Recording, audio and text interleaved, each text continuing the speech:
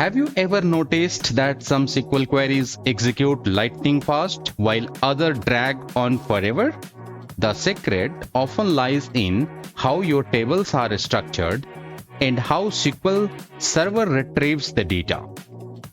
In this video, we will deep dive into heap tables, why they are, how they are created, and why they can impact performance.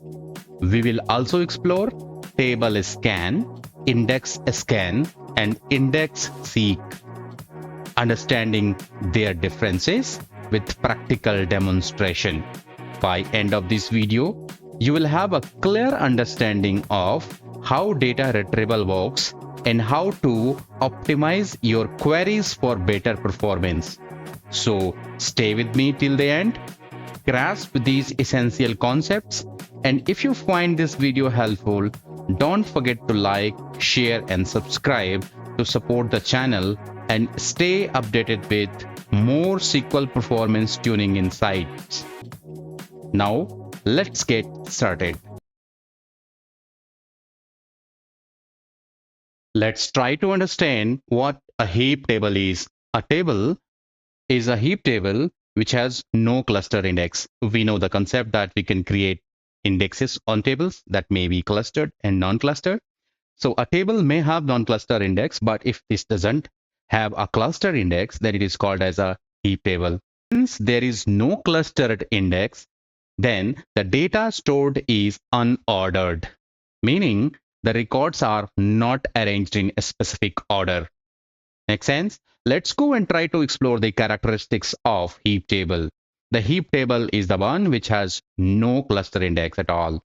It may have one or more non-cluster index for that matter. It is having a slower lookup because this doesn't have clustered index. So the mechanism of retrieving data is different. It is having faster insert operations because every time when we insert, there is no reorganization or readjustments of data need to be done. That's why it is faster insertion. And it is mainly used for a staging table, wherein we need to do lots of insertions in an unordered data records. Make sense? So with this, we are good with the defining what a heap table is and what are the characteristics of heap table. Now let's go and create this table. I am in SQL Server Management Studio and I'm going to create a table called TVL employees. This table has a couple of fields. The first is employee ID, second employee name, email, and salary. Please note that this table doesn't have a primary key. I have commented this out here. And we know this concept that if a table doesn't have a primary key, there is no implicit cluster index getting created on that table. So as the definition of heap table that we have seen a moment back, that gets justified here that this kind of table, when we go to create, which has no cluster index, it will be termed as and it will be categorized as a heap table. Let's go and create this table. A table gets created, and since this table doesn't have a primary key, we are going to insert a couple of data, and I am intentionally going to insert data in a different sequence. So you see Sumit Kumar has got employee ID 1, but Nina Joseph has got employee ID 5. So there is no sequence. The employee IDs are not inserted in sequenced way. And since there is no ordering of employee ID, you may not see these data in a sequence. So let's go and insert this data. Selecting this insert statements and hitting this execute button, 5 rows created, and let's query and see. You see the data has not been stored in a sequenced way or arranged way. On the contrary, if I am going to create this table, recreate this table with the like a non-heap table and with primary key, then I may probably have a different result set. So let's go and recreate this table. This time, I'm going to have employee ID as a primary key. And with this, we know that when we create a primary key, an implicit clustered index gets created on that field. So let's go and recreate this table. The table gets created. And once this table gets created, we can actually see the table details. So once I'm selecting this table and pressing Alt plus F1 key combinations, and you see that this will show me the primary key details, that this has got a primary key, and this also has got an index, that is a cluster type of index. So this justifies that when you create a table with a primary key, the cluster index by default gets created on that. What's next? Let's go and insert the data in the same way as we did for the last time. So you see that I am not inserting the records with the sequenced employee ID. So since there is already a clustered index here, this will be a physical reorganization of this data. So I'm going to select this and hit this insert query. The data has been inserted, and let's try to select these data. We see that even if we inserted data in unordered way, records have organized and ordered in a sequence because there is a primary key that is existing on that field, and hence there is a cluster index on this. So now we know how to create a heap table and how we create a non-heap table as well. Let's go and explore some more concepts. So if you have data in the database table, there are ways wherein data retrieved, we can have table scans. So once we are scanning data from, we are retrieving data from table, there can be a table scan happening. Other can be index seek, and the third can be index scan. So when you retrieve data, the data can be retrieved using either of the mechanisms depending upon the data. So especially when you have a heap table, and we know how to create heap table, a table without a cluster index is a heap table. So what will happen? For sure, it is going to do a table scan. So especially when you have smaller tables, and when you have tables when you don't need any kind of reorganization and arranging of data, you can term it and you can keep it as a heap table.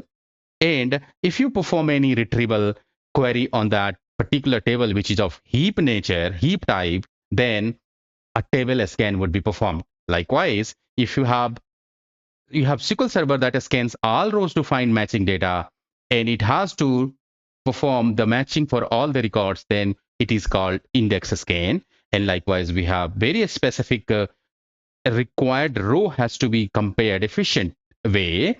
When the index seek occurs, when the SQL Server efficiently navigates an index directly to find the required rows instead of scanning all the rows, then this becomes index seek. We will see these all examples in action in a moment.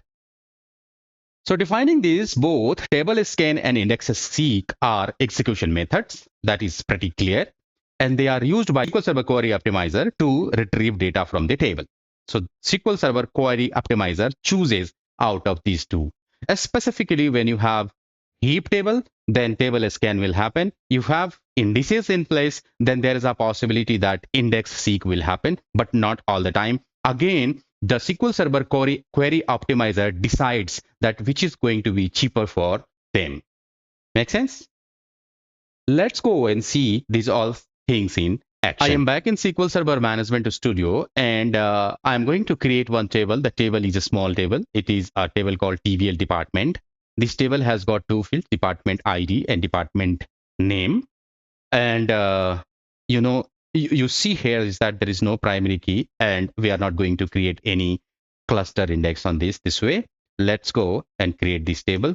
Table gets created. Now let's go and insert a couple of records to this table. You see here that records are not inserted in a sequence. So this is going to create a heap table. And how do we see that it is going to create a heap table? Because we are not going to introduce any kind of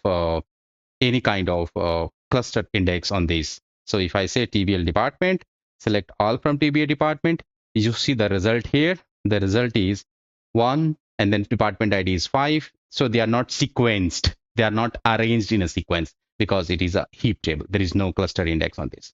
Make sense? Let's go and try to see this query, how it executes.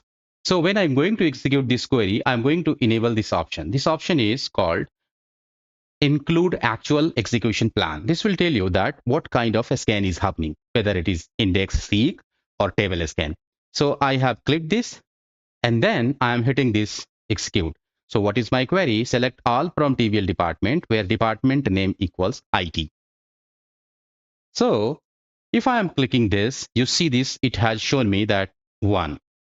And if I want to show you the execution plan, you see this is the execution plan. You see that actual number of rows read is 5. That means this table has got 5 records.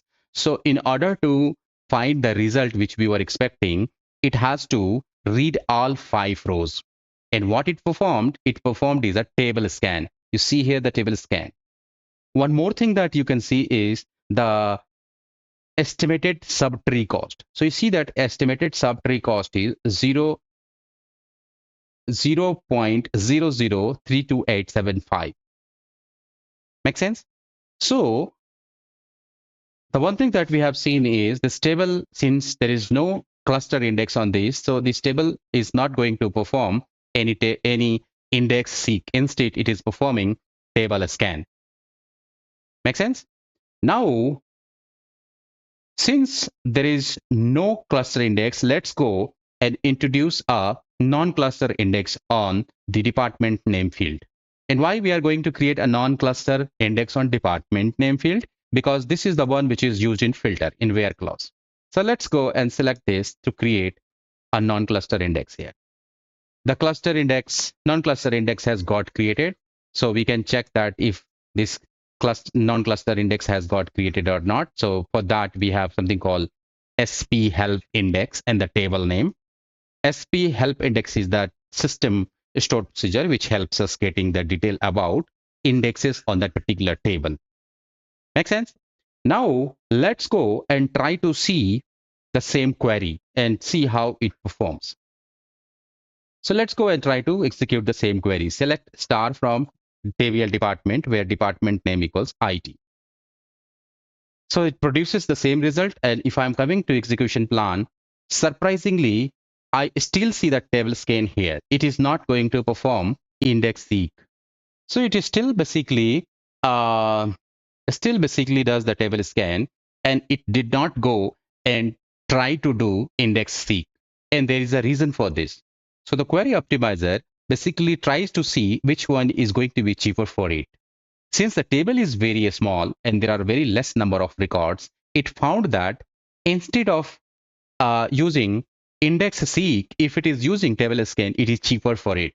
And that's why it chose to use table scan versus index seek. So what does it mean? If this table was big and the number of records were many, it could have gone and used index seek over table scan. Make sense? But we can force query optimizer, we can force it to use index seek instead of table scan.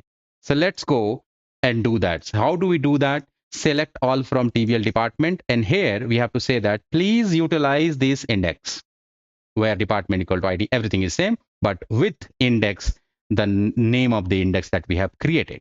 So let's go and hit this. Same result. And if I'm coming to query plan, execution plan, we see that it uses index seek here.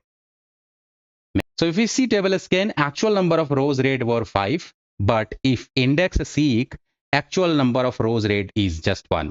So this doesn't look good, and this looks, I mean, there is no difference that we see, not major difference that we see when the database table is small. But if it was big, it had to scan many number of rows in order to find this result. So then we could have seen the consequences of using table scan, not index seek. Okay, if you're going to see the estimated subtree cost, so you see that estimated subtree cost of table scan is little less only. And why it is less? Because the table is very small. So, and this is the reason why query optimizer and SQL Server database engine chose to use table scan by default versus using index seek. So you remember the first time when we tried to execute that SQL query, it chose to use table scan. until we asked it to explicitly use the index seek. Make sense? So what we learn out of it is table scans are for smaller and especially for heap tables.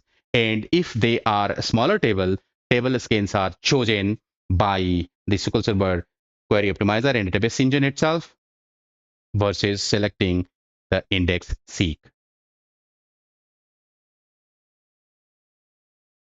I'm pretty much sure that the concept of index seek, table scan, heap table, and other steps which I have discussed with you are pretty much clear. These are really going to help you a lot while you will do performance tuning on SQL Server cases in your real-time projects.